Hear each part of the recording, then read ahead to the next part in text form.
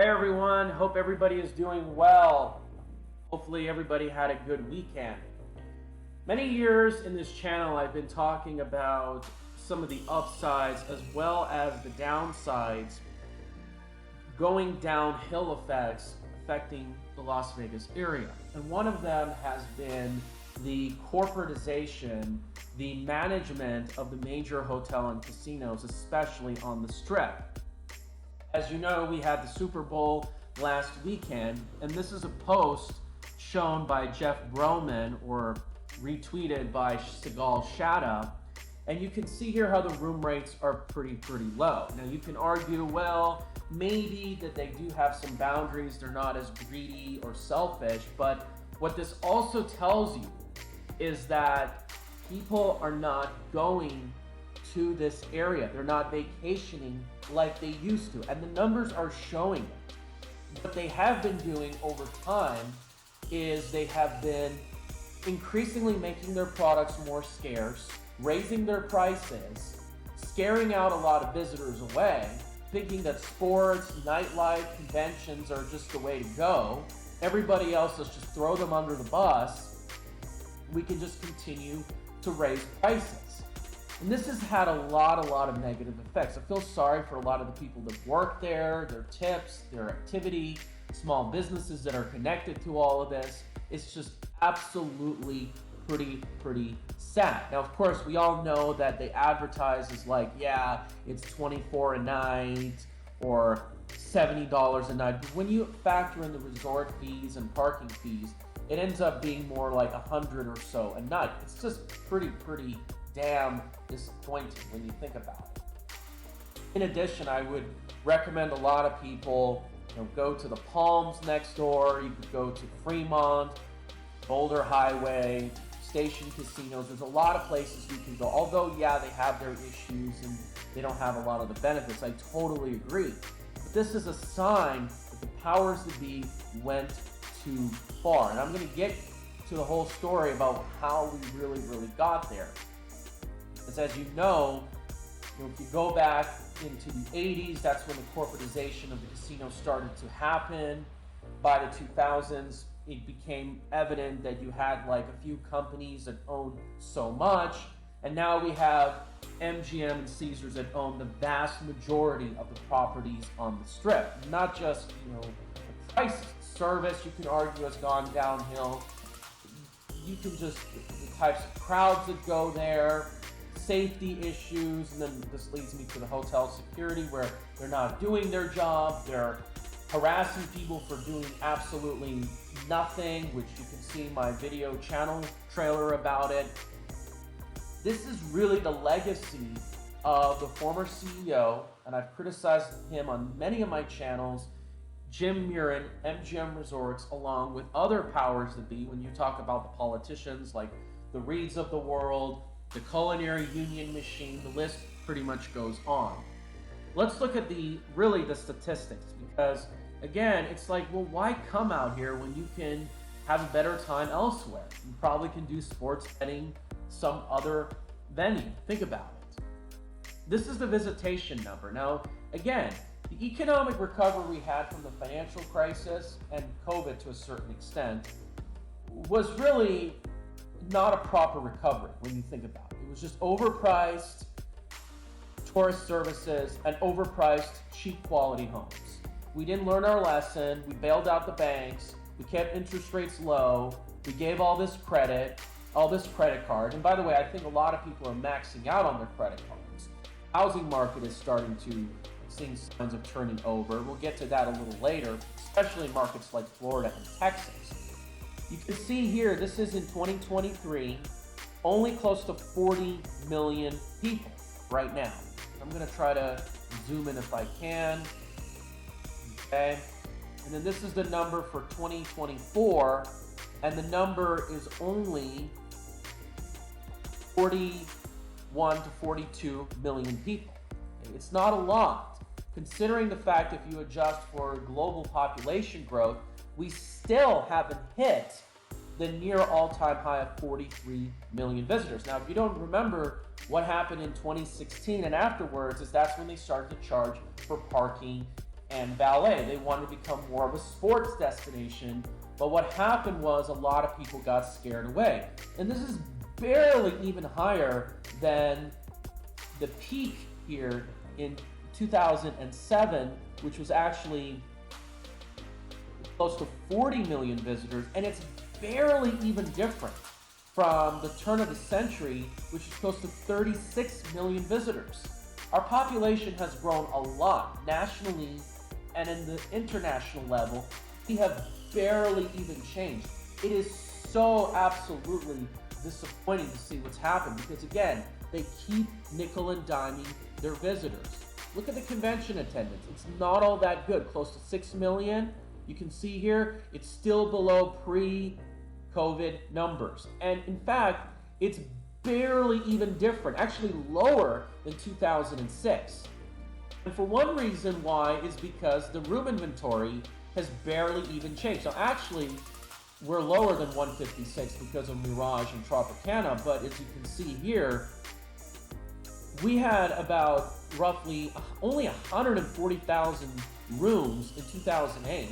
We've barely changed from 2011 at 150,000. So what these knuckleheads have done is they've made their products more scarce. They failed to expand the supply of hotels, accommodation, services, and so forth, because that's what they do. When you have two companies that own so much, they make things increasingly scarce. They reduce the competition.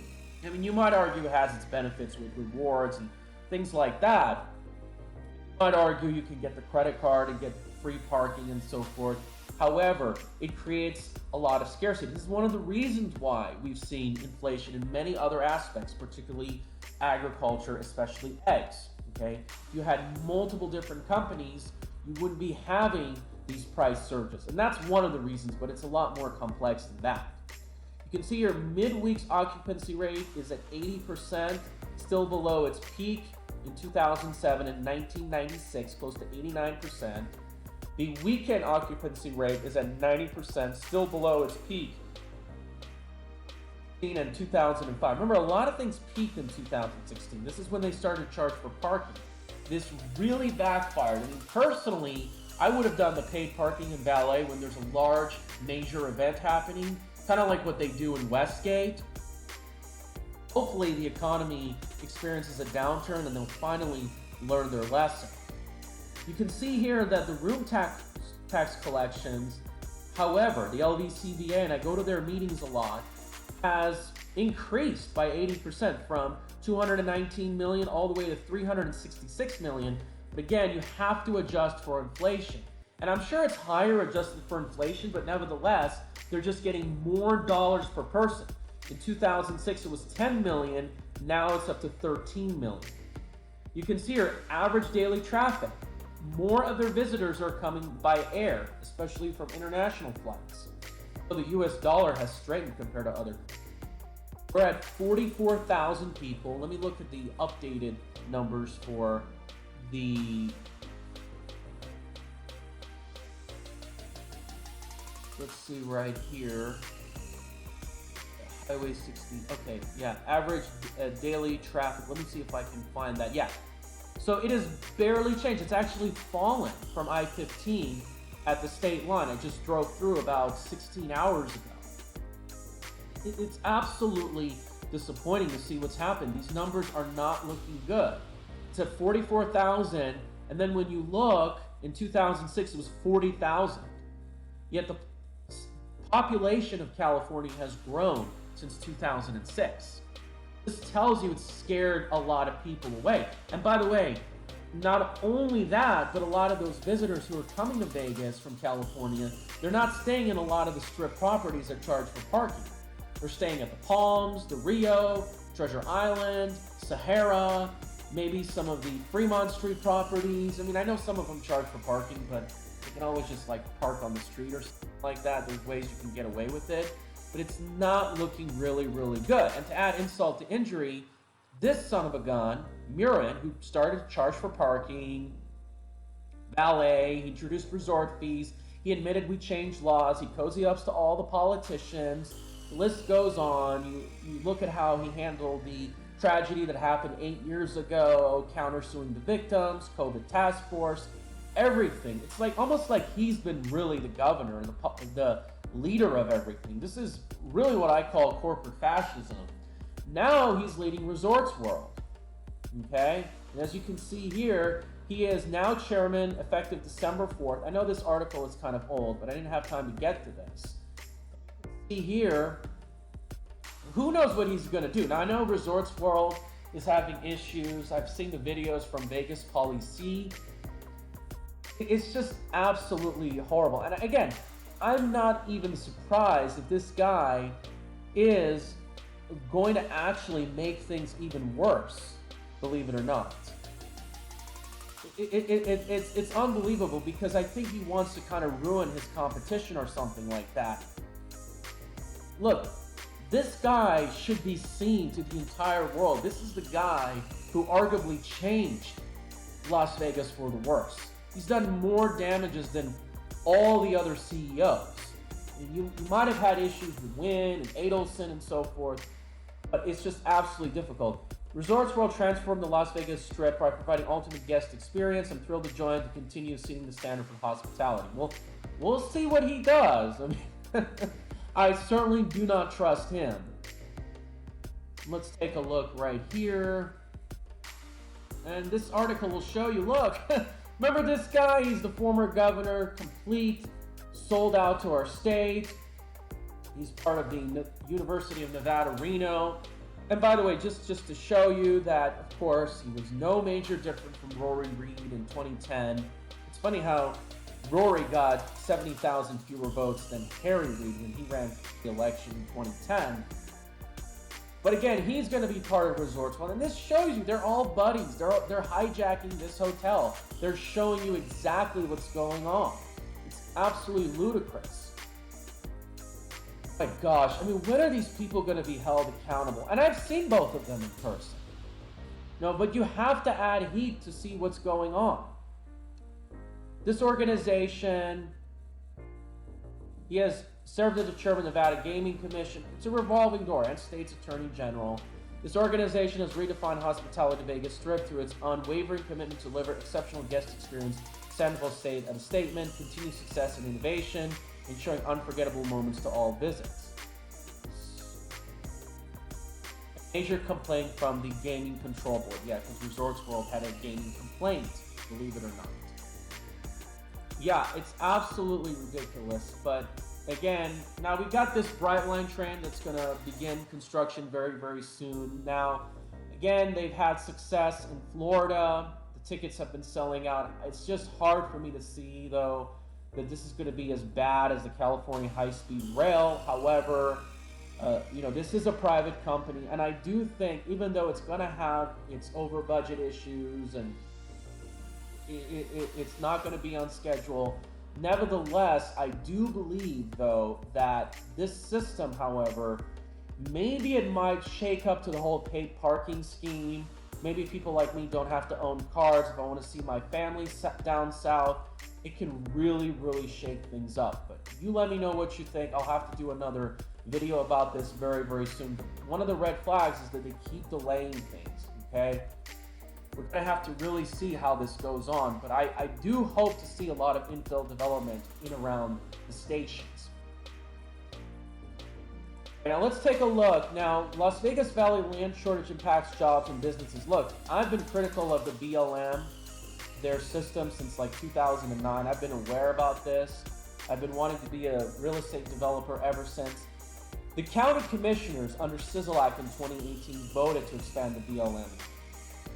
They still haven't done anything. We've had politicians from both sides of the aisle have been trying to get something done. Something needs to be done. We have a new administration. We have to get things done. Now, why isn't this getting things done? Maybe that they don't want to do it. Maybe they're acting like that they really want to do something. But again, something has to be done. And remember, one of the reasons why you're paying more for rent, for housing costs, is because of this policy. Okay? It's not the sole reason, but there's a lot of other factors. And I understand that many of you don't like spread out development, but nevertheless, if you want to consider different types of growth, you have to make sure that you change policies, such as removing parking requirements, to really make a difference, because this type of growth doesn't have to continue if you expand more federal lands. We have to get to our people out there to make sure that more land is available, and it's going to start increasing the supply of homes. Let's take a look. Now, there have been many articles that have been stating that Vegas home prices broke a record. Again, it really depends on how you look at the data and who you get it from. Median sale price is not the same as median home value. I'm going to show you in this post, in this Facebook, I'm showing you right here, because let's just say if all the homes in the town were a bunch of upscale homes that got sold, of course the median sale price is going to go up. But the median home value is not going to necessarily increase. You can see right here in this report,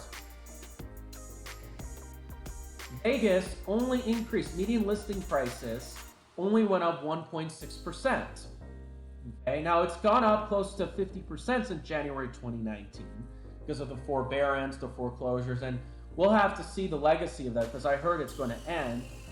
The number of days in the market, 62. You know, it's not among the lowest.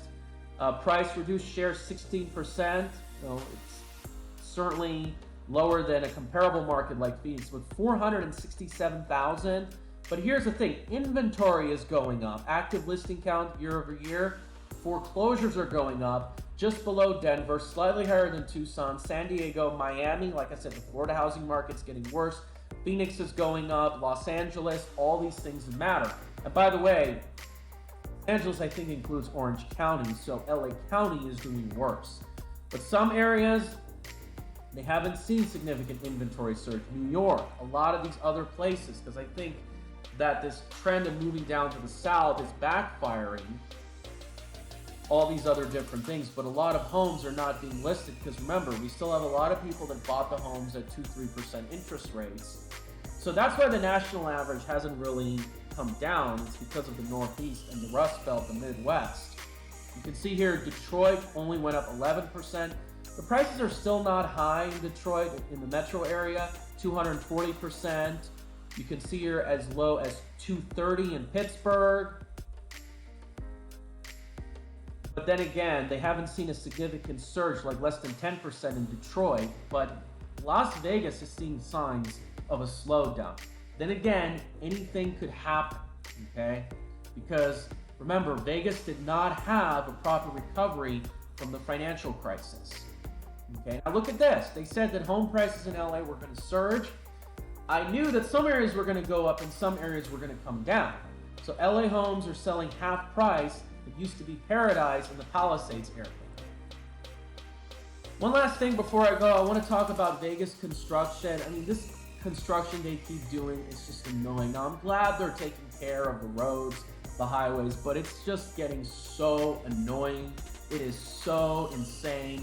I'm getting really tired of it, but nevertheless, you have to keep in mind, though, that the Vegas drivers based for airport traffic, let's see how long this takes, because this Tropicana is taking forever. I mean, it's just getting so out of hand that I'm just getting used to it. This is becoming the new normal. And then what do you think about this interchange they're trying to do from the 215 and Summerlin Parkway? You can see right here, they're adding all these new ramps and everything. They're adding all this. This seems like a cloverleaf interchange. Some of them are not that good, depending on how they're done. I prefer one of these Pinta Villa roundabout looking interchanges, but then again, you can come out here, there's still going to be a traffic light. I'm not a fan of that. But again, if you go further west, there's just not going to be much development. I mean, the mountains are going to block the area in the next mile or so. We'll see how this long takes, but it's a good thing I don't live close to this area. It's a good thing, though, that they're really upgrading the highways. Although, keep in mind, though, that yes, adding a lane can help, but it doesn't truly solve the problem. All right, you guys, let me know what you guys think. Thank you guys so much. Where do you think Vegas is headed? Do you think that we're going to have a shakeup in the next year or so? Thank you guys so much.